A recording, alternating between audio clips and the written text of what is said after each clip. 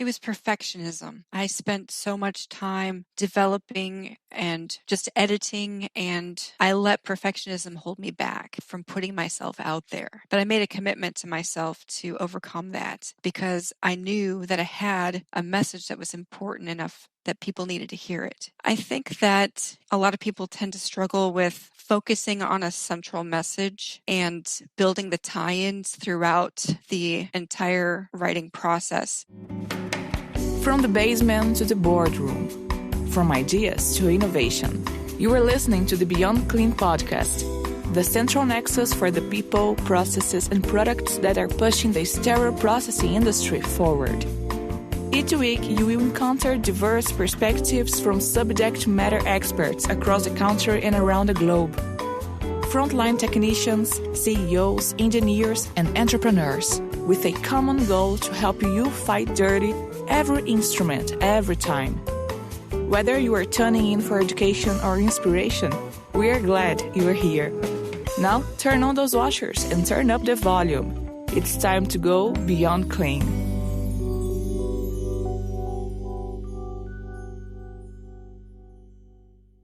This week on Beyond Clean, we speak with Lisa McKown, Manager of Research and Development here at Beyond Clean. Lisa graduated with a Bachelor's of Science in Integrative Leadership and an MBA from Anderson University. She is a doctoral student in the Richard Fairbanks School of Public Health Global Health Leadership Program through IUPUI in Indianapolis, Indiana. Lisa is an industry contributor for the advancement of the sterile processing profession, and her areas of focus include research, writing, and projects that improve education and process improvement. And Mike, that's exactly what her role is, very new to Beyond Clean, but also a significant area of expertise and the topic of today's interview with Lisa. Not only are we going to be introducing her to the audience as a member or as the newest member of the Beyond Clean team, but we are also going to have her share some tips and tricks and even her own apprehension to writing so that we can try to get more and more voices into the sterile processing industry and get data and information out that is going to help drive our industry forward. Yeah, and from the first time we met Lisa, it's been really clear that she really is a need on the team because she's such a clear thinker and she has a passion for doing that grunt work of the research, but then connecting that to not just doing the research for the research sake, although that is fun, but also communicating that out to the wider audience. And so when we see somebody who says, we want to increase the level of research and data and then distribute that in order to affect change, that is exactly somebody that we say we want her on our team. You're listening to Beyond Clean, the global voice of sterile processing. Joining us now is our very own Lisa McKown, Manager of Research and Development for Beyond Clean. And at the time we are conducting this interview, Lisa, it's literally your first day on the job. Now, our listeners aren't going to hear this interview for about 2 months, but I just can't even tell you how excited we are to have you on the team. Thank you. I am so excited to be part of this amazing team as well. Awesome. Okay, so we're going to introduce you a little bit in your new role, and we'll talk a little bit about your career focus as of late, and a lot of it does have to do with research and development, and it only makes sense that you would come on board and engage in some of those projects through Beyond Clean, and we are so very happy to have you. But one of the biggest things that you've kind of been working on with Beyond Clean has also been engaging our Chief Medical Officer, Peter Nickel, and there's a vision for where we may be going with this, and we're going to talk about that later. But you're going to be involved in a number of other projects, not just research and development, but you are one of the biggest subject matter experts in the industry, and I'll just introduce you by saying that your detail orientation is second to none. I had the pleasure of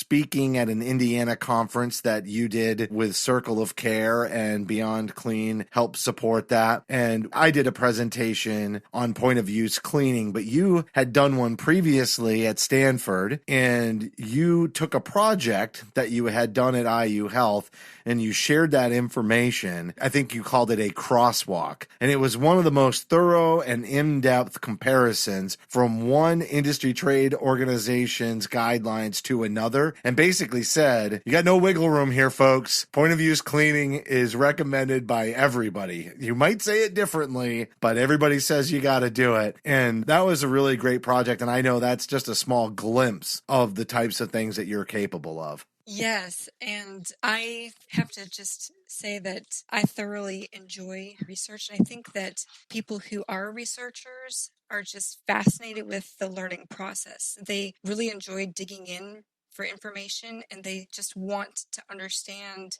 the hows and the whys behind the topics of interest that they hold. So, Lisa, let me also say welcome to the team. I think we've been talking about the possibility of you joining us for a very long time, and everybody gets incredibly excited about that because you are so detail-oriented, and it just fits a real need that we have in our industry. But I think that what a lot of people probably want to know, including myself, is what have you been up to since the last time we talked to you? I think you were our first guest in season 3 on the subject of point of use care, and it was a very well received episode. It's in our top 20. It's in our top 20 of over 150 episodes. Yeah, it's very high up there because it was such a hot topic and it was such a thorough interview. And so I think people are probably kind of curious, like, what have you been up to since then? So I've actually been involved in a lot of innovative projects, but they're advanced enough that I can't really get into the details yet, but I can't wait to tell you. Well, you've really piqued our interest there, and I'm really excited to see what you're going to do with Beyond Clean, but the fact that you've kind of whet everybody's appetite for, I'm not sure if it's even research related what you've been working on, but I can't wait for you to share that information. So we're going to put that on the back burner, but maybe we'll find a way to announce that through some of the Beyond Clean channels or maybe in another podcast. And I will say that one of your areas of expertise is not only research, but it's writing. And those are the two topics that we really want to talk about with you today. So let's transition to writing and talk about its importance to driving the industry forward. And I realize writing takes a lot of forms. And so, Hank does a lot on social media. But I think what we're really talking about here when we say writing is articles and writing related to research, but just to characterize it, not limited to. Right. So the one thing that I really value in the writing process and in research is it allows you to ask a question and then test a theory to explore possible solutions. So I think the research process also sparks connections through insights that are uncovered by searching, really reading and developing ideas. You just said something about connections, and I also want to add, I'm thinking that it also builds network connections, like other people, right? You're not just connecting ideas and thoughts, you're connecting the people that have had those ideas and thoughts, and you're asking them questions. Doesn't that help you with professional growth? It does. And I think that in our culture, we're so conditioned to filtering our lives. We're able to literally customize who we listen to and how we receive information. And it's when we're able to open ourselves up to different thought processes and perspectives that we broaden our ability to critically think. And I really think that that's what helps us to develop our ideas and make educated decisions that are not based on our own personal biases.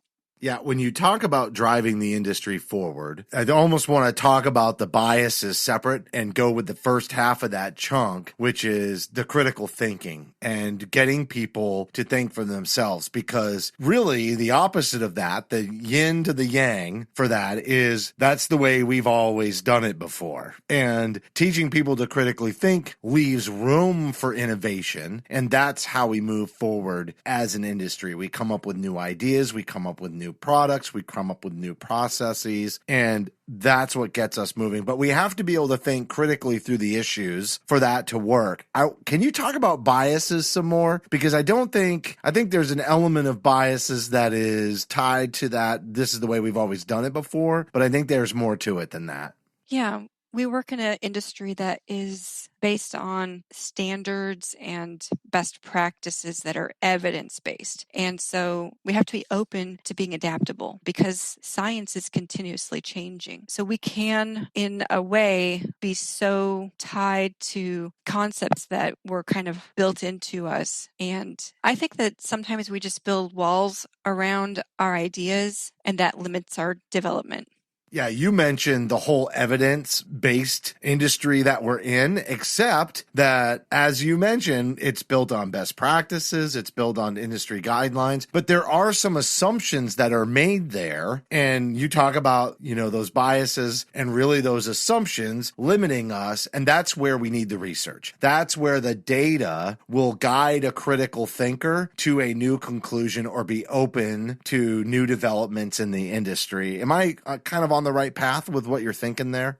That's exactly where I was driving to. There's not a lot of published articles and research papers in the sterile processing space. And there's a huge need for content development around providing that evidence and analyzing the data. All right, so you just said there's not a lot of writing in the industry, and you want to know why? Because it's hard. It's not an easy thing to do, and especially if you're trying to take data and evidence, then there's a whole lot of work behind it. It's not just getting an idea on paper, although that's part of it, and that's an important part of it, because that's the creative process that leads to the generation of a project that would then gather data for us to infuse back into the industry. But you're really good at writing, but I'm sure you weren't good right out of the gate. So why don't we start with you just telling us what's hard about the writing process, and then maybe we can go from there on what the writing process is like for you now that you have gotten a lot more established and practiced in that. So what was hard, especially at the beginning? It was perfectionism. I spent so much time developing and editing, and I let perfectionism hold me back from putting myself out there. But I made a commitment to myself to overcome that because I knew that I had a message that was important enough that people needed to hear it. I think that a lot of people tend to struggle with focusing on a central message and building the tie-ins throughout the entire writing process. It takes time to develop your thoughts, and I have some thoughts on the actual writing process.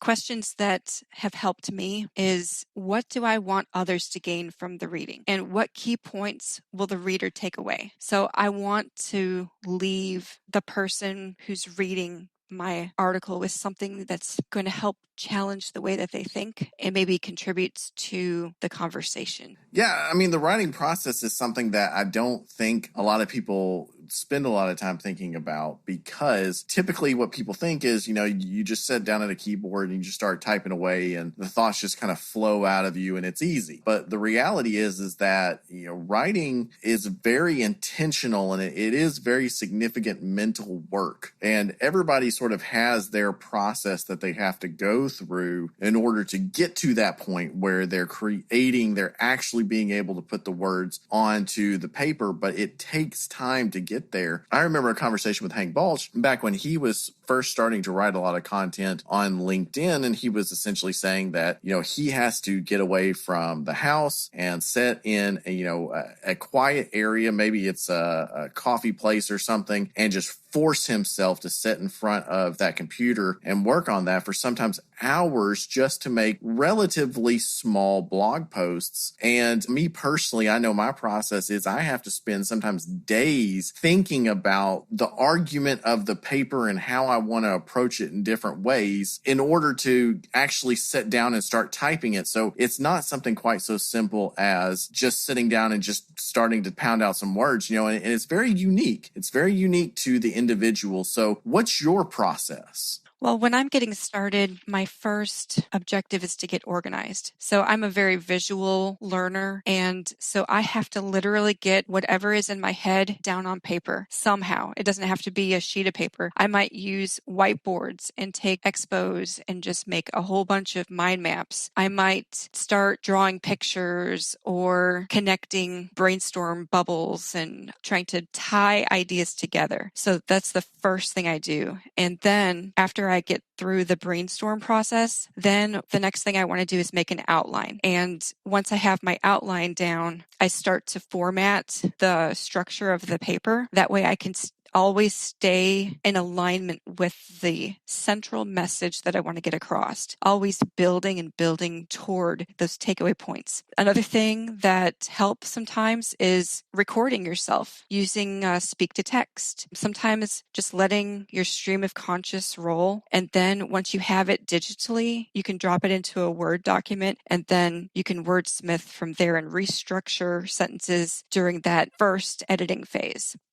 So, Lisa, what I heard you just say is that once you identify your central theme, you want to organize your thoughts and structure it around that theme, because if you start going off the map a little bit and you're not relating your thoughts back to the theme, you might lose the reader. And then 5 minutes later in the article, they find themselves coming back to that central theme, but they're a little dizzy. They don't really understand how it's all coming together. And at the same time, too, you can have ideas that are relating back to that central theme, but isn't it also important to be able to substantiate your ideas with some sort of evidence, like we talked about before, that we live in an evidence-based world? Yes, I think that segues perfectly into the fact that we always want to back up what we say with research. We want to find credible sources and supportive evidence to back up that central theme. Exactly. And I think this is a major issue within our industry. And you've already mentioned, how you're working with Dr. Peter Nickel on some of this research, because as Dr. Nickel has talked about on the podcast before, that, if you do sort of just a search of all the peer-reviewed journal articles relating to sterile processing, there's a very small percentage that even just mention the word sterile processing, and then a significantly smaller portion actually talk about it in any sort of substantive manner. So this is an area where we are seriously lacking, it feels like. So can you kind of help us walk through how critical and how does this research drive that change process and the innovation that we know we need? It's about shaping the future. So the more holistically we approach problem solving, and the more we really look at objective data, and when we dig in and really analyze the objective data to understand what it means, then we can truly be adaptable and we can make intelligent decisions that drive the industry forward. Yeah, you're absolutely right. So what are some of the specific areas of research that you're interested in pursuing with Beyond Clean? Well, I have so many, but I'm just going to give you a few. One of the things I've been extremely interested in is researching the delivery approaches and methods of educational experiences. So understanding what really works and approaching education from completely different perspectives. Another thing that I'm really interested in researching is the development of strategic models for curriculum that address educational deficiencies that contribute to quality defects. Some of those studies would also include analyzing costs associated with defects. So when you say the cost of those defects, part of the reason for doing that research and collecting that data is so that you can get an ROI behind an effective educational model for hospitals? Yes. Oh, there's so many factors that, both implicit and explicit factors that impact the costs associated with defects. And that goes hand in hand with providing supportive evidence for labor to demand, as well as training that's focused on reducing repairs, reducing rework, and case delays. Let me tell you, that's so critical, because until we can really put a cost on poor quality, I really don't think that we'll be able to make arguments that resonate particularly with administrators, because at the end of the day, they're business people, and that's what they really look at is ROI, that return on investment. And, even some of the newer quality improvement models that we look at, like Lean Six Sigma, has a specific section on COPQ, which is the cost of poor quality. And,